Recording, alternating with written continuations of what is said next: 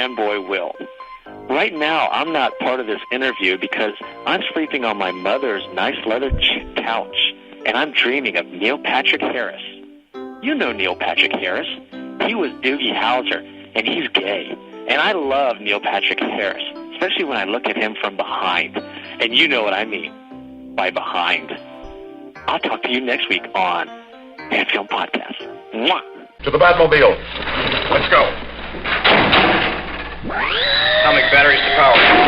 Turbines to speed. You're ready to move out.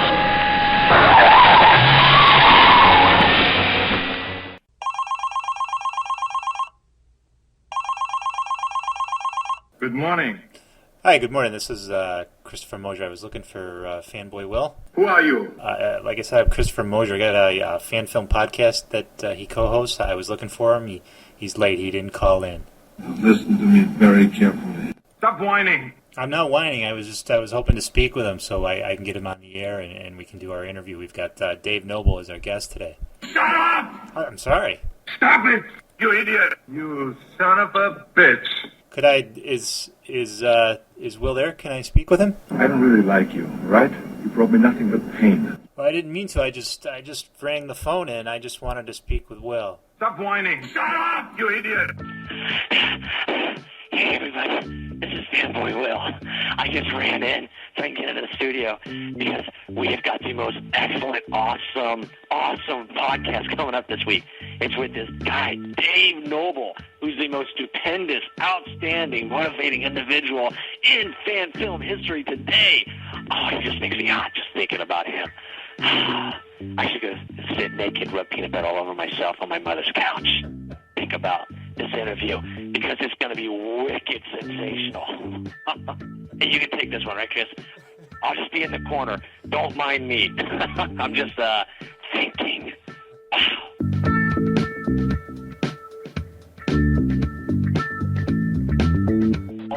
Right now it is 6 p.m. in lovely sunny Baghdad. How's the skiing? Oh, the skiing's great as long as you love skiing on sand and rocks and camels. So it's all good. How much time did they give you? Right now we have normally about a 12 to 14 hour work day. I'm normally up around 5 in the morning. I go do some gym work. Then I'll go into work around 7. I'll work till about 8, maybe 9 p.m. and then get to go crash and start the day all over again. How much do they give you as far as just talking on the phone? Is it whenever? Oh no, actually I have my own phone card. Oh, okay. So I'm using it through one of my office lines. Okay, so you can go as long as you want. Yep. So I was hoping Will would pop in here. So hopefully in the next 5 minutes or so, he'll make his appearance known. He's just fashionably late. Yeah, he usually is, because he's not a morning person. And I've been, not that you're not used to it, but I've been up since 6 a.m. on Friday, so I pulled the double shift. Oh, really? And it's now, what, Sunday?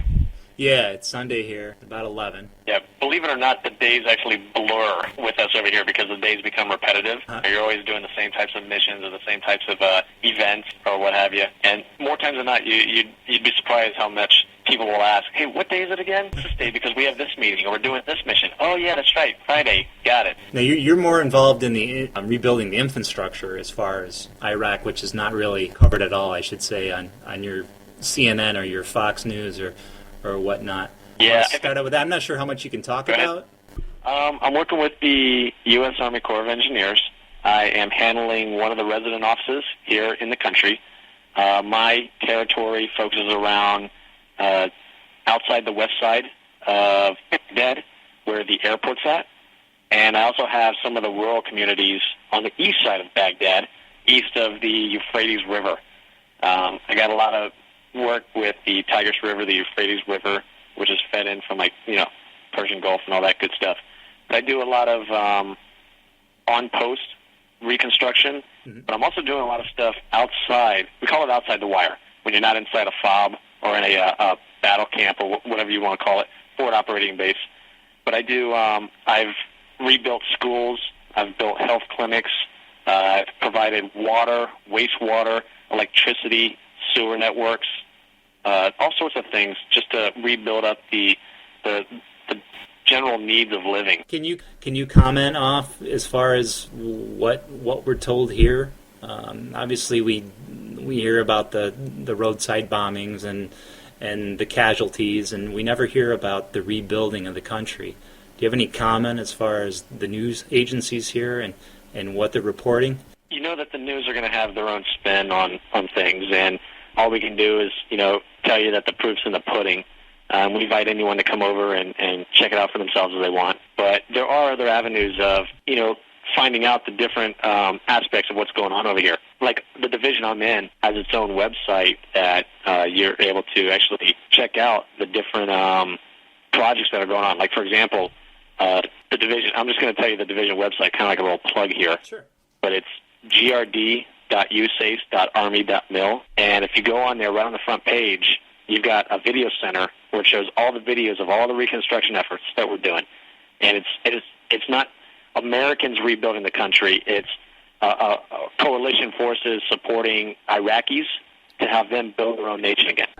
It's not something we really hear about here. Yeah, you'll if you're able to go to that website, or you look around some of the other articles.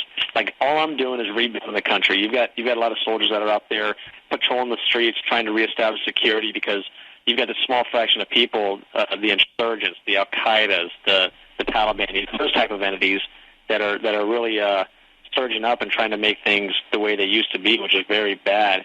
And for the bulk populace, they want a better way of life. They want to have power that's reliable so they can use refrigerators, and they want to have, be able to drive cars around instead of riding on donkeys, and they want to be able to do all these different things and, mark themselves back up, because this used to be Babylon, and this used to be the mecca of society until it just all went into a shit sandwich.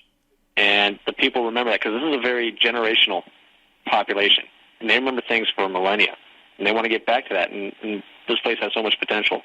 Do you see a lot of, I don't want to say westernization, but let's get into the fanboy stuff as far as, do you see a lot of like a Western culture as far as like comic books and movies? And Will told me a story about you walking in one of the marketplaces where you actually saw a Ghostbuster fan film for sale.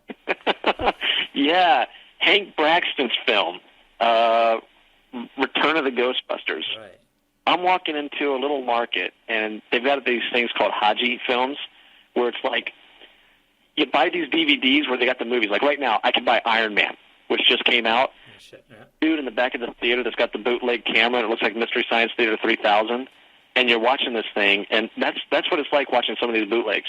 But they also take the DVDs and the CDs and the stuff they upload from the internet, and they make them to pretty legitimate movies, DVDs for you to buy. So, like if you were to buy like the Doctor Strange cartoon, right, you could buy the bootleg here for $2, and it's got the whole thing with special features, scene selection, all that stuff.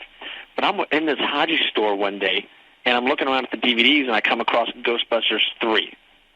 And I'm looking at it, I'm like, I don't remember a Ghostbusters 3. I'm like, but I've been here for about 6 months. Maybe they did do one, I just wasn't aware of it. I'm like, but that's not likely. And I'm looking at it, and I'm like, I've seen that. Wait a second, I know those people. And it was Hank Branston's little flick, Return of the Ghostbusters, straight out of Colorado. And I thought it was crazy, so I ended up buying it for $3. And I talked to Clive Young. I said, hey, you're not going to believe this one.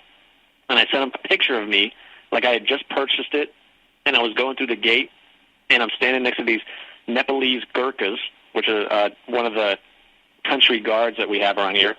And I've got pictures with me in the CD, the DVD that I just bought, Return of the Ghostbusters, right out of a Baghdad shop. Do you see, is there a lot of like, is there a lot of geeky stuff there? Do you see comics and stuff there? No, not really. I mean, that was, most of the stuff I've done has been really work-oriented. Yeah. And you see some things like in the DVD stores, but really a lot of our stuff, it's really, I would say it's more tailored to us, in the workplace. It's not like you can go down to the local shopping plazas and to the corner store, which is the comic book shop or something like that. Right. Or like they'll have like the fruit shop if we're lucky. At the what? A car repair place. like a or a grocery store or something like that.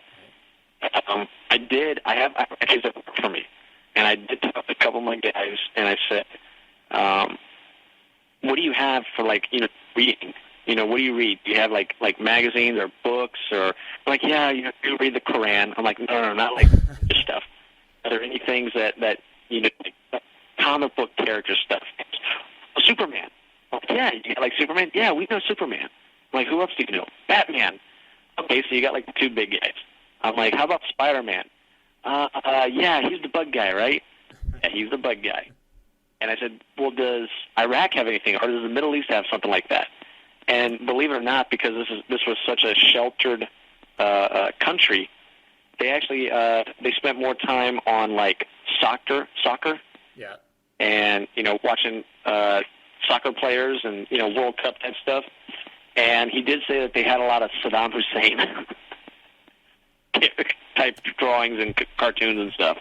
So I guess there's like a Super Saddam or something out there. Oh, jeez. Defeats the infidels or something. But yeah, you got Saddam Hussein out there, and they had some dude named Ali Baba. And I was like, is that like from Aladdin or something? Not like Aladdin, but yeah, they got a couple of those things. But they do imitate like Superman and things like that. They know who they are. I mean, I told you I was going to ask you really stupid questions, but I didn't expect that they, you'd have a big rack of comic books at the local place where they're selling fish or whatever they sell there, racked up against the camels or whatnot. Yeah. Do I buy a camel, a fish, or Iron Man? Let's get into the fan film thing. I know we did an interview with Comic Book Ben. I was actually just reading it while I was at work this morning. And we did touch upon how you got into fan films and such, so we might as well just readdress it and how you got interested in it, and we'll build it up until you got into the Fan Film Quarterly. Okay, well, here we go. In a nutshell, back in the 80s, me and a bunch of my friends back in Tampa, we were making our little ninja movies, because that was like the fun thing to do for all of us in the greater Tampa area.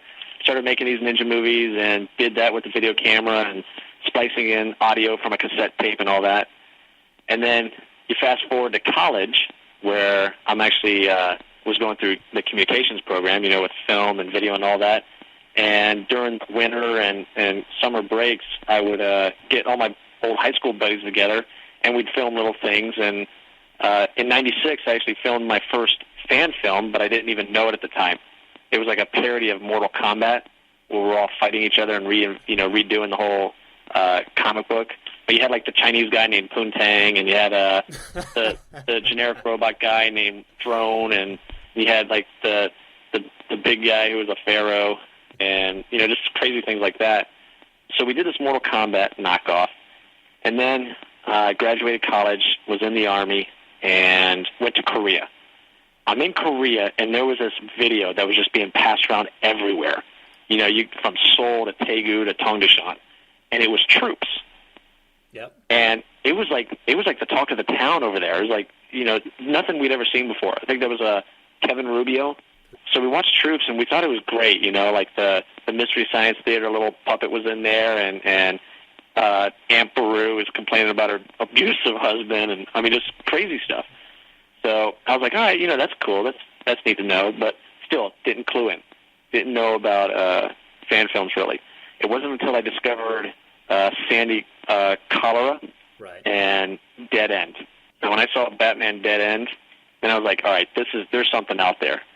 And I started shopping around, and I heard the word fan film for the first time in like 2003, and started looking around from there and found Grayson, and I found the Green Goblin stuff, and I found, just all these different things, and I was like, man, this is wild. And then the Star Wars stuff. I mean, there's like hundreds of Star Wars fan films. It's crazy. Yeah, it's not slowing down either. Yeah, and the neat thing is that Troops and My Little Moron Combat Thing and Batman Dead End and Grayson and Dark Redemption and Broken Allegiance and all these, New Voyages, all these different fan films that look really cool. I was like, there's got to be more literature on this stuff. Because I don't know about other people out there, but I came into this, like the whole comic book sci-fi genre, right at the peak of like George Perez. when he was doing Crisis of Infinite Earths, and he was doing the covers for DC's Who's Who, and I mean it was just amazing art. So I like the Who's Who with the write-ups that went with it. You know, it wasn't like a regular comic. You actually had a lot more to read, like the Marvel Universe handbook. There's a lot more to read, and it was just more oriented that way. So I was like, I want to read something on this stuff. So I found this magazine online, and I got sucked into paying the $10 for it. And I never got a copy. What the fuck? And it really disturbed me. And that was a online entertainment magazine. So I paid the $10, did the PayPal thing. I think I actually registered PayPal just to get that magazine, and that turned out to be a fluke. Yeah. Well, that pissed me off so much. I'm like, if someone's going to go out there and charge it and not even, pay off in the end, I could do something like that myself. And so I ended up just, grabbing some off time and cranking out some stuff and ideas and all that, reading through like Wizard Magazine or Entertainment Weekly or People or Premiere Magazine, looking at all the cool things that I like to look at in magazines. Right. I was like, well, I could do this, I could do that. And we started plugging in, and that's when we started Fan Films Quarterly in 2005. And that lasted right up until, what was the last one? The spring of 2007, right before I was going to deploy to Iraq. Now, I was trying to get 8 issues.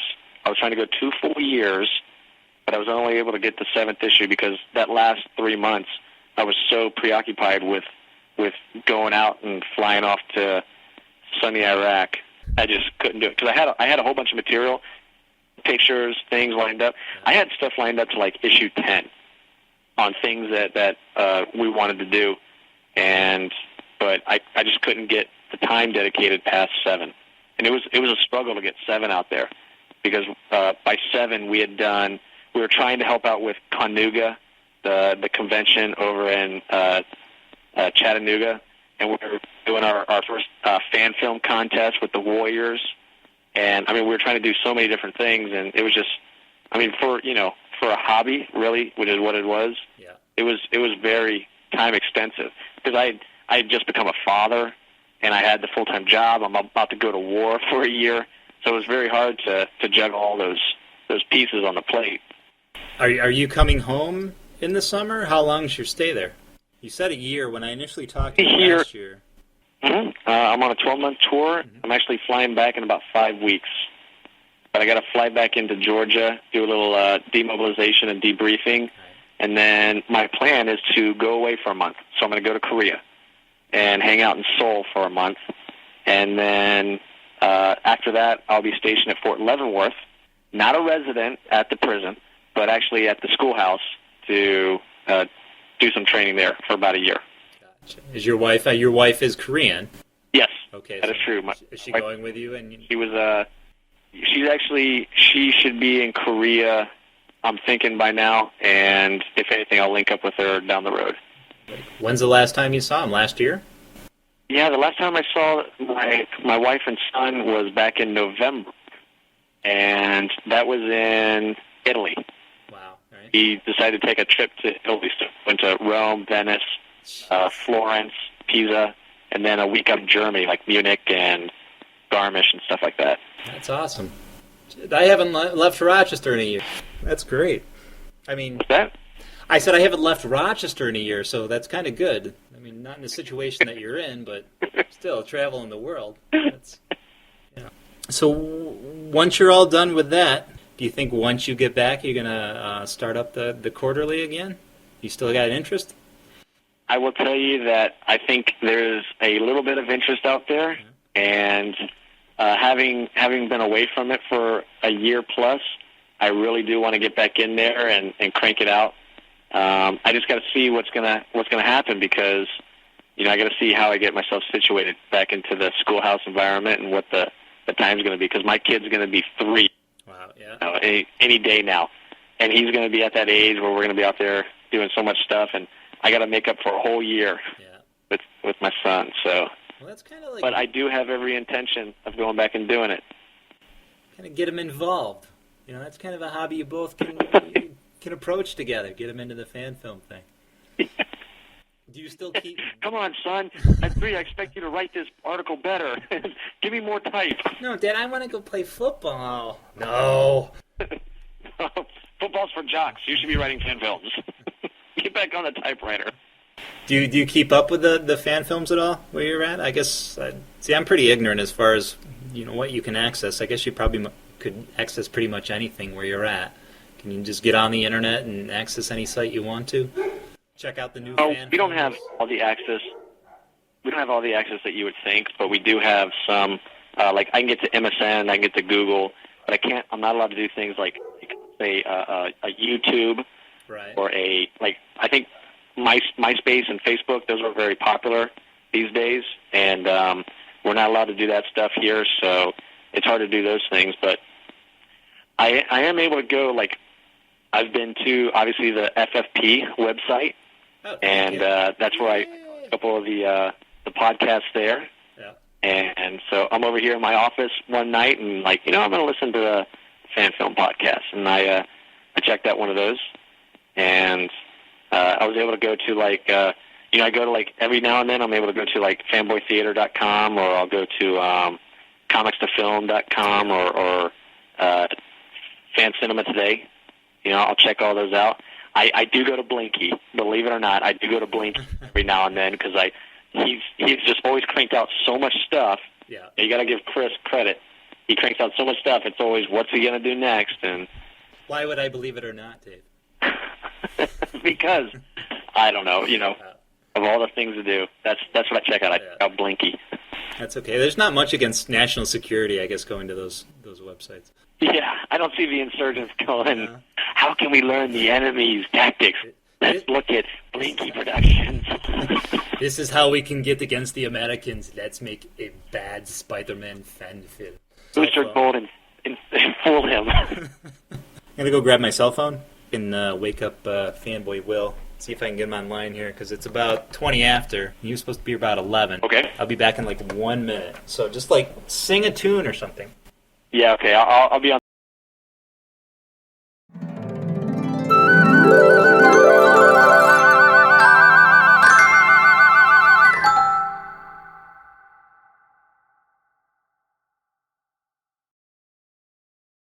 Get up. That's all good. All right. Give him a ringy-dingy. Yeah, it looks like we're doing a ManWR movie tonight. What is it? We had this thing in the Army called MWR, which is Morale, Welfare, and Recreation. Okay. Kind of like USO type stuff. But we changed it out here. We call it ManWR, where we do nothing but man things. So we jump up on the roofs of one of our buildings, and we'll throw on, like one night we threw in Full Metal Jacket, and we're sitting out there blasting on the side of our wall, smoking cigars, drinking Gatorades. Because you can't drink alcohol, by the way. Right. But you got cigars, which is good enough. And you got the helicopters flying over, and you've got some test fire going off to the side, and you've got these guys shooting their 50 cals or their 240 Bravos. And it's right in the middle of a Vietnam scene. It's like total multimedia full effect with the helicopters and the weapons fire and all that. And it's just a good Sunday night. If you ladies leave my island, if you survive recruit training, you will be a weapon. You will be a minister of death praying for war. But until that day, you are pukes. You are the lowest form of life on earth. You are not even human fucking beings. You are nothing but unorganized, grabastic pieces of amphibian shit. it's almost like going to not Amityville Horror. What was that stupid musical where you threw the toast? Rocky Horror. That's it. Yeah, I used to go to that in high school. I remember that. Yeah, the first time I went to Rocky Horror, I was 10 years old.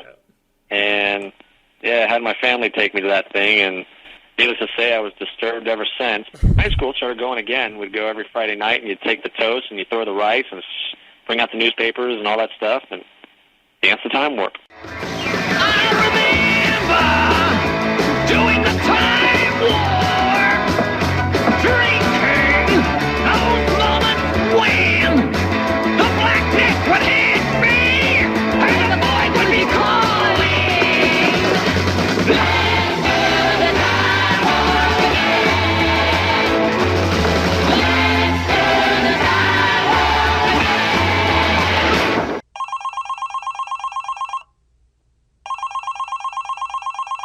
Having much luck with Fanboy Will? No.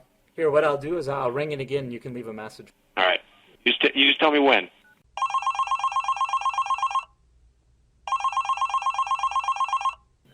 All right, go ahead. Do it.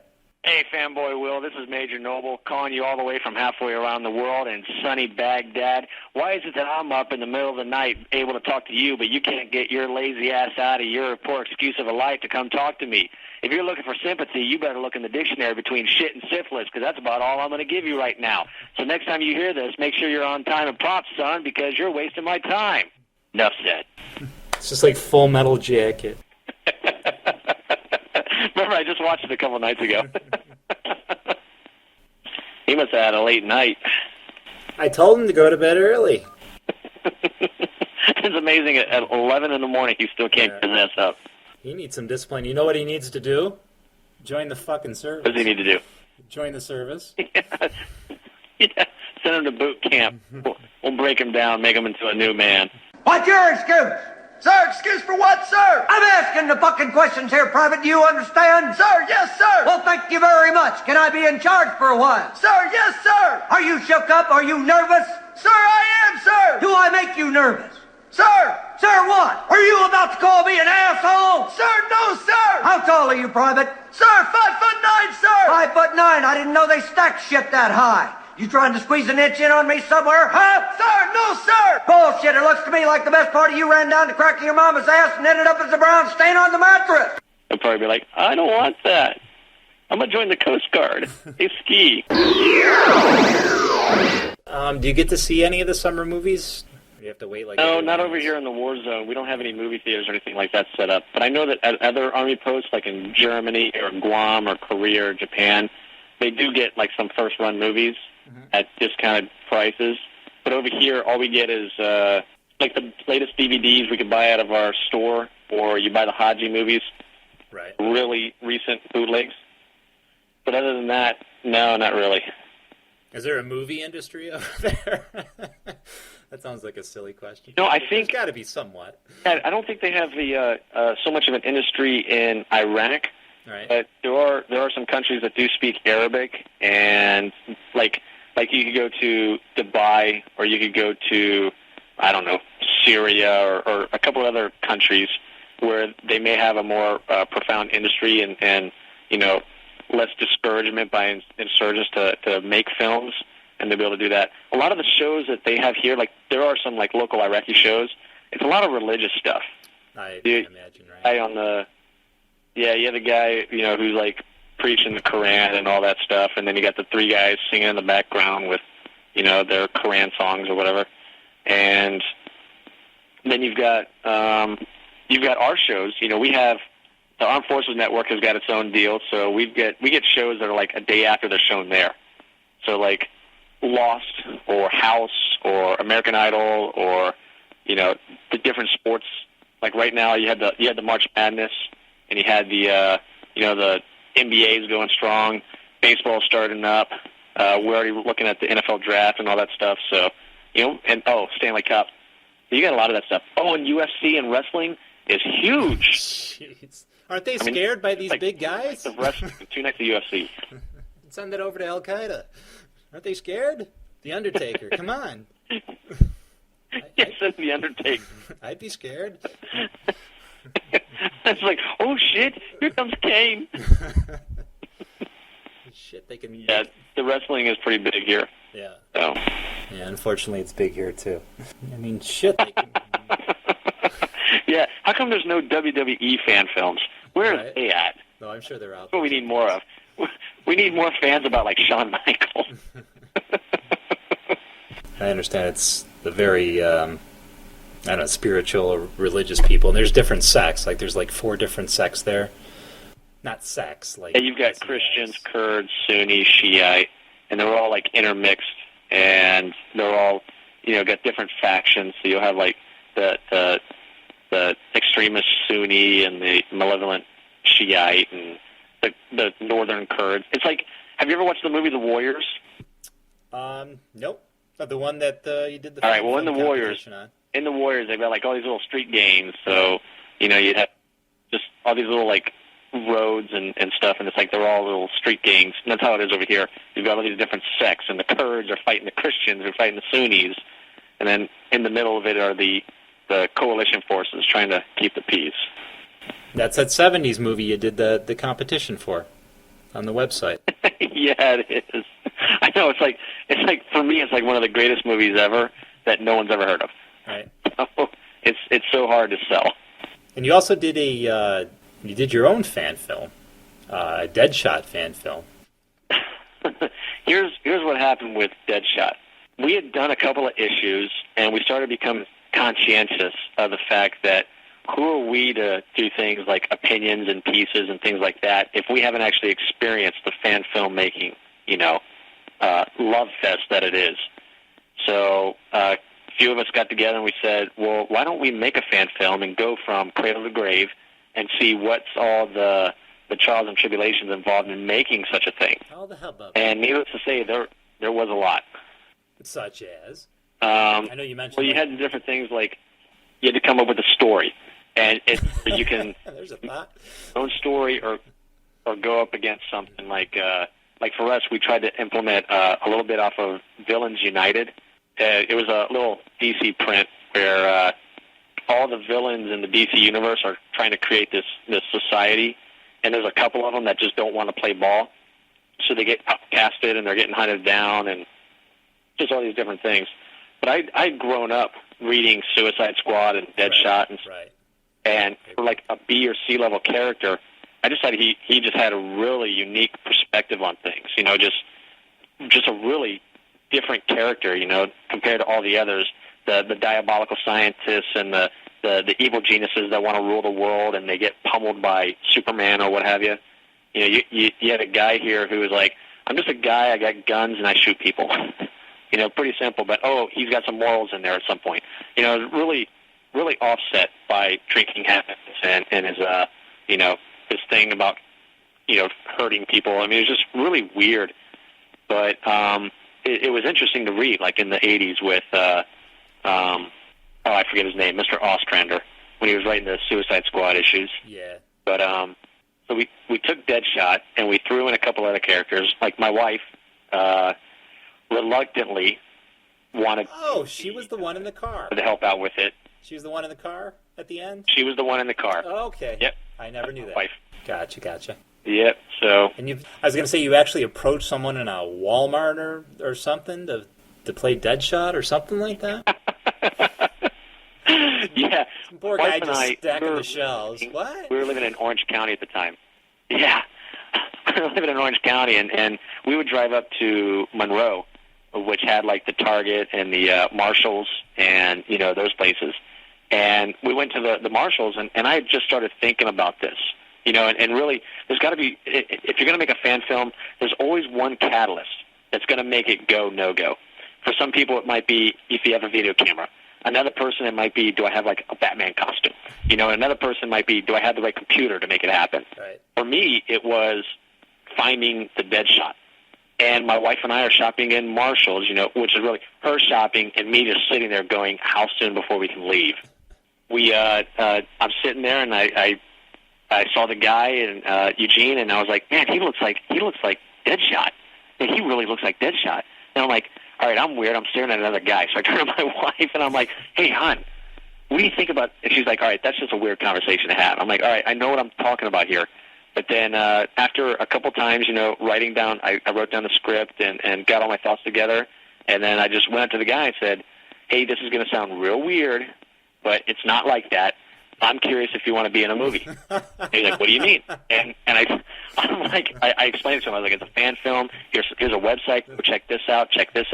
And I sent him to, I think I sent him to Sandy Collar's Batman Dead End website. And I was like, it's not going to be at that caliber, but this is kind of like the genre I'm talking about.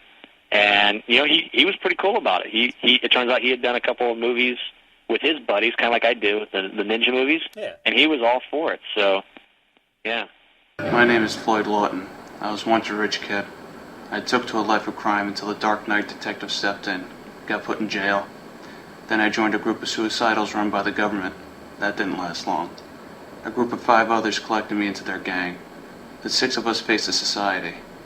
Since then, I've gone down low, stayed out of trouble. All for a promise to protect our friends, trust, Now someone's going to try and take that trust from me. You know, it was just really sad because 2 months before I was ready to release, freaking Chris blinkies me out and busts out with his own Catwoman Deadshot bullshit. And I was like, man, why'd you do that?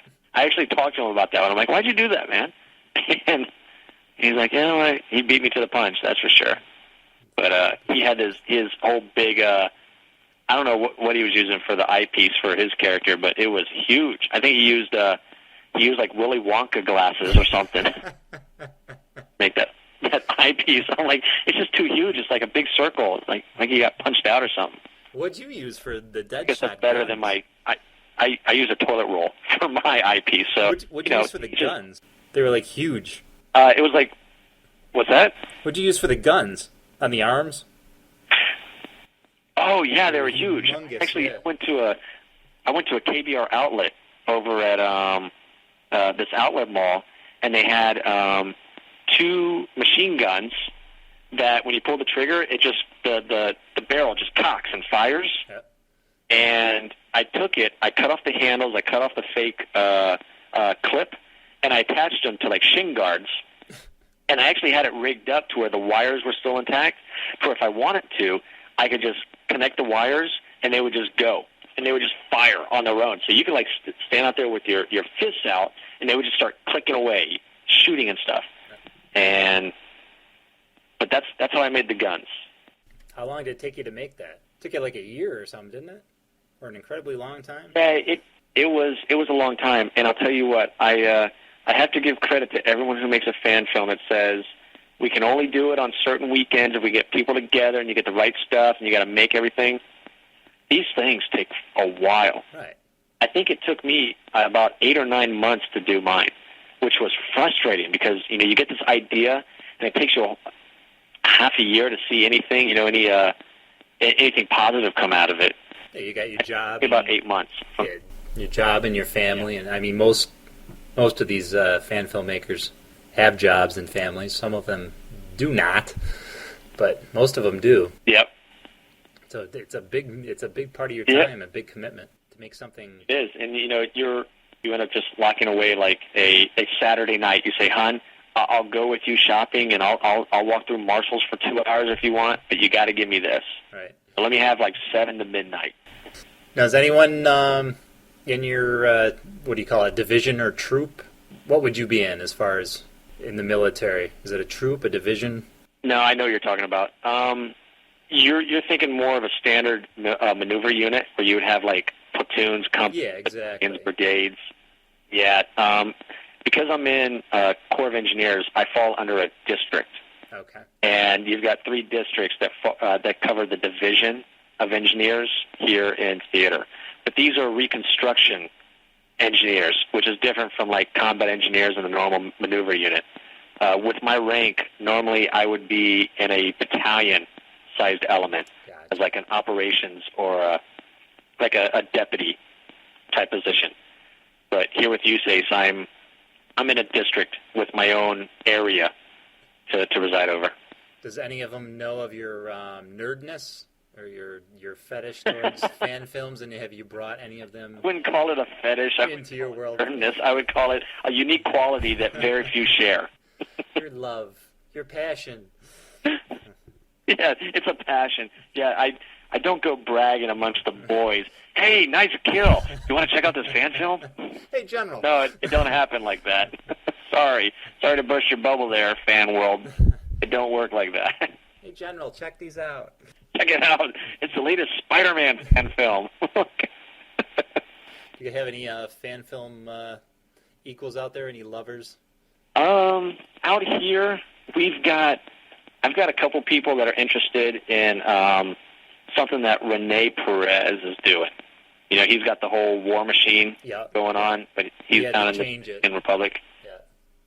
But because it's got that whole, real American hero theme going with it. There's some guys here that grew up in that, and that was a motivation, a slight motivation to join the military and stuff. And he's been sending me little snippets once in a while, and which is one of the cool things about this whole, Fan Films Quarterly thing, is the fact that you just meet all these different people. Right. Like whether it's Chris or Renee or Hank or, like you guys or Clive. Clive writing that book. Right. You know, God bless him. And then, you know, you think about it like Cliff Hoft over in Australia, or one of the first guys I met was Don Flaherty in California with his Death of Batman and stuff. But Renee's been working on that War Machine stuff, and he sent me a couple video clips where he had the one ninja fighting the other soldier ninja, and you know, doing all that stuff. So Snake Eyes and Storm Shadow doing their thing, but you can't call it that because Hasbro will get all pissy and, you know, get their panties in a bunch and start claiming copyright and bust you down again, which is such bullshit.